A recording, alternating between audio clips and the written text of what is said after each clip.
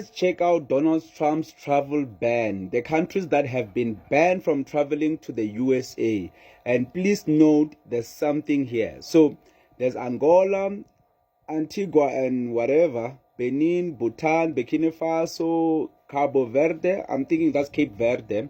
And there's also Cambodia, Cameroon, DR Congo, Djibouti, Dominica, Egypt, Gabon, Gambia, Ghana, Ivory Coast,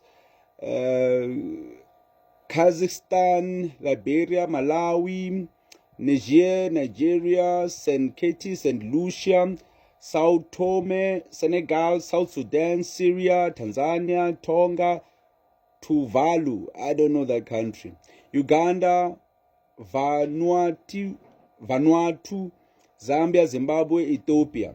So I checked out these countries, different countries, and the one thing that you must note is that there are 25 countries from Africa on this list.